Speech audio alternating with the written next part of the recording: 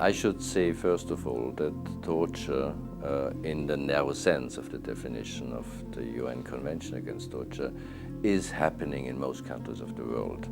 Usually not against kind of political prisoners, that is one category, but the big majority of victims of torture are ordinary criminal suspects, people who are suspected of having stolen something, often minor crimes, and then are just beaten up in order to extract a confession. So that's, I would say, 90% of the cases, because the administration of justice is not functioning.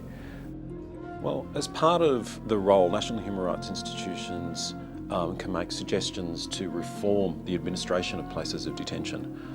They can also make proposals for changes to national laws and policies that regulate places of detention. And further, they can actually make recommendations to the state to ratify international treaties, and principally here we're talking about the Convention Against Torture and its optional protocol. Our first objective is unification of information collected in relation to detention camps. Only with a body of verified information can you form recommendations that's credible, that are based on experience. We want to win a war. We used to keep records, which we went to this place, we went to that place, and we made recommendations, and we make it appear in annual reports. But we want now to drive them towards a finding that will now help and persuade authorities to form either legislations within the country or persuade them to such an extent they can draw on international experiences, i.e. accede to conventions. There are several ways in which national human rights institutions can be involved in the development and implementation of national laws on torture. One, of course, is in advocating for such laws to be put in place, or for the reform of existing penal codes, etc. Effective national laws on torture should, first of all, specify the crime of torture, and also be clear on the gravity of the crime as well. Within a torture law, there should also be all the legal safeguards which are contained in the Convention Against Torture, such as access to lawyers and also the use of evidence that is presented in courts. Positive progress, it starts from 2004 till now.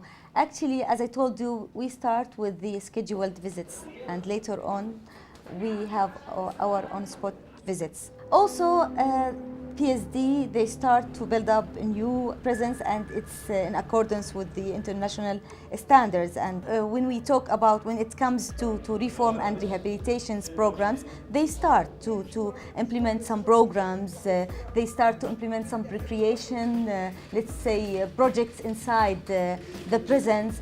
And we're also establishing a human rights office at the PSD, and it's under our authority as in one of the prisons, a human rights office in Swaga prison, one of the biggest prison in Jordan. This is a progress also.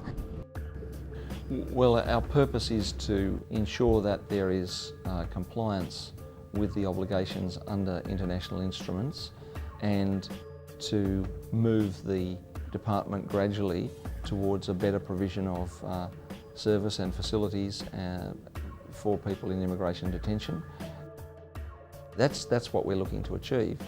We do that because we publish a considered and detailed report which is given to the department for them to go away and consider, but we also make that report available to the public and the media so that our independent assessment is on show. And the department is well aware of that, so that helps us to get towards the aims that we have. Sometimes we intervene with the Minister of Interior, but lately we have noticed that the best thing to do is really to take that to an even higher level. And now our Commissioner General is intervening with the President of the Palestinian Authority. The practical thing is to stop torture, and now we're coming with a proposal to the President to publish and announce publicly to the security agencies, but go up publicly to say that the President and the Palestinian Authority is against torture, and that it will make those who have committed those cases, any person or any official who commits torture should be made accountable. We want those words to be translated into action.